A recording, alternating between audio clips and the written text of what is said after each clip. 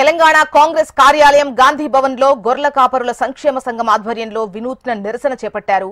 గాంధీ భవన్ లోకి యాదవులు గొర్రెలు తీసుకొచ్చారు. మంత్రివర్గంలో పీసీసీ కార్యవర్గంలో యాదవులకు తగిన ప్రాధాన్యత ఇవ్వాలని డిమాండ్ చేస్తున్నారు.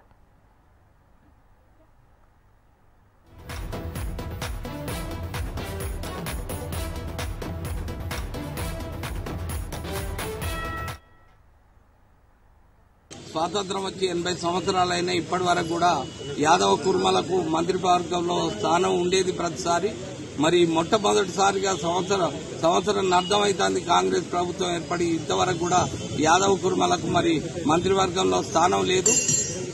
దానికి మేము గాంధీ భవన్ వచ్చి మరి జాతీయ యాదవ కుల పోరాట సమితి, అదేవిధంగా తెలంగాణ గొర్రెల మేకల సంక్షేమ సంఘం మా శ్రీహరి యాదవ్ అన్న అధ్యక్షుడన్న, అయోధ్య యాదవ్ అన్న, అదేవిధంగా మారన్ తిరుపతి అన్న అందరి ఆధ్వర్యంలో మరి ఇక్కడ గాంధీ భవన్ లో గొర్రెలతోని నిరసన దీక్ష చేపట్టి తదనంతరం మరి టీపీసీసీ అధ్యక్షుడు మహేష్ కుమార్ గౌడ్ గారికి మరి వినతి పత్రము అందజేయడం జరుగుతుంది.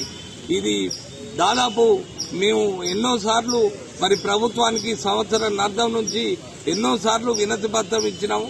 అయ్యా, తెలంగాణ రాష్ట్రంలో 16% ఉన్న యాదవ కుర్మలకు ఖచ్చితంగా మంత్రివర్గంలో స్థానం కల్పించాలి.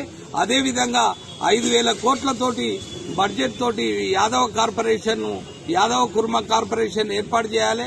అదేవిధంగా మరి గొర్రెల మేకల సహకార సమాఖ్య మరి ప్రభుత్వం ఏర్పడిన 2 నెలల్లోనే ఏర్పాటు చేయాలి చైర్మన్ డైరెక్టర్లు.